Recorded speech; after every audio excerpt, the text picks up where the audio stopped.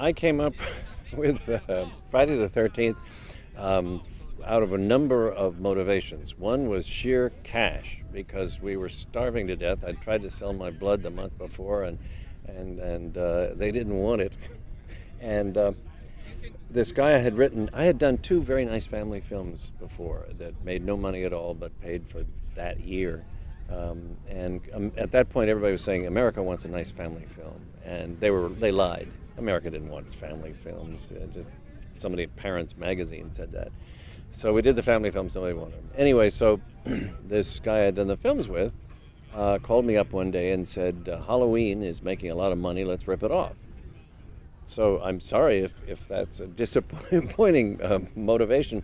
I'm not a horror film aficionado.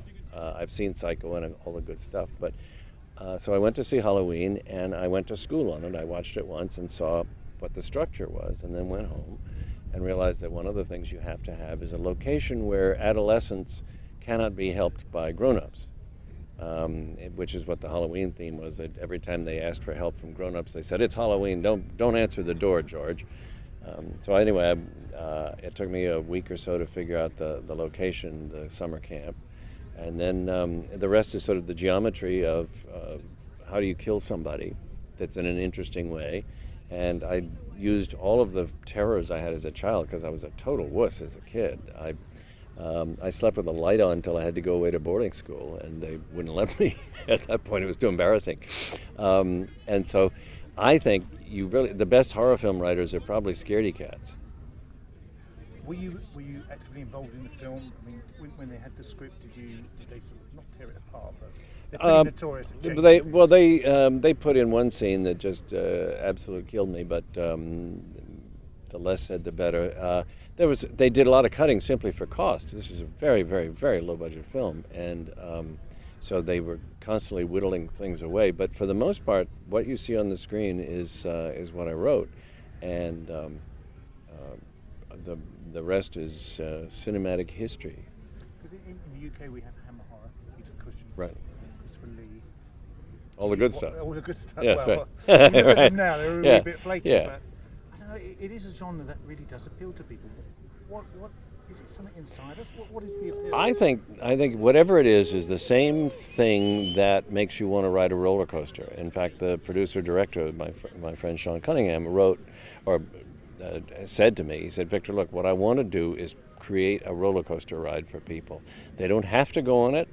You know, nobody's going to surprise them and suddenly you're on a roller coaster. This is a horror film, and we want to take them up and up and up and up, and then boom, down again."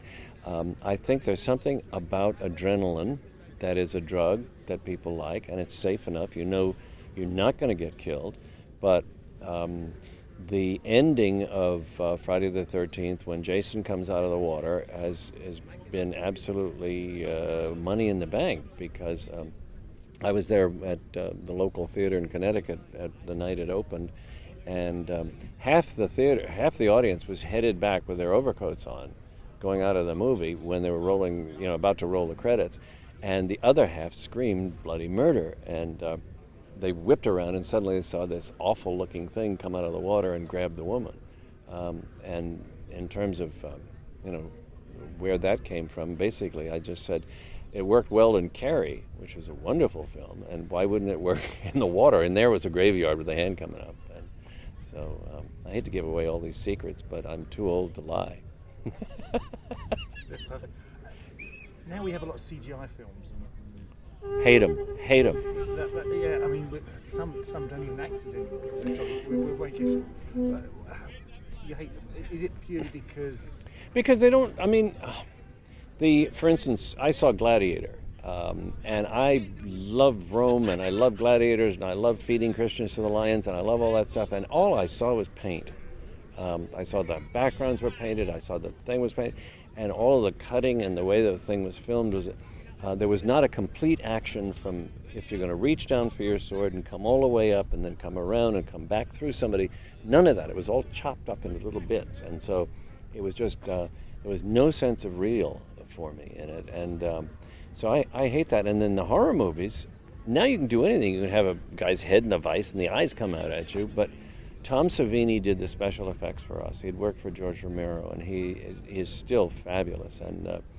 And so if you see Friday the 13th now, you say, oh, well, I can certainly see the flaws in all that, because it's compared with CGI, it looks amateurish.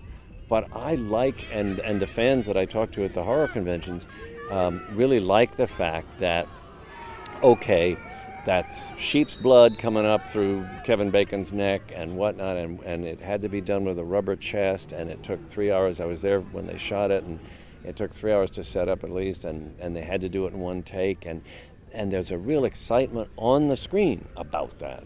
But if you've been raised on CGI, you're going to say, "Fair, that's nothing." I asked Steve this, certainly in our field, the media and television and news. Kids are getting it for nothing. What's the future? The future's changing. It changes all the time. We all know. Yeah. But it's changing to a point where there's not so much money going into, say, some films, Right. television. Do we all turn into reality stars? Is there a future for our kind of what we grew up in? I really don't know, because I listen at night. I listen to old recordings of radio shows. For your British fans, I am addicted to the Goon shows. I have every one of them on tape, and I listen to them all night long. On the bus from the hotel here, I was listening to my collection of Goon shows, and I just think Spike Milligan's writing needs to get out. And people, the good stuff is gone.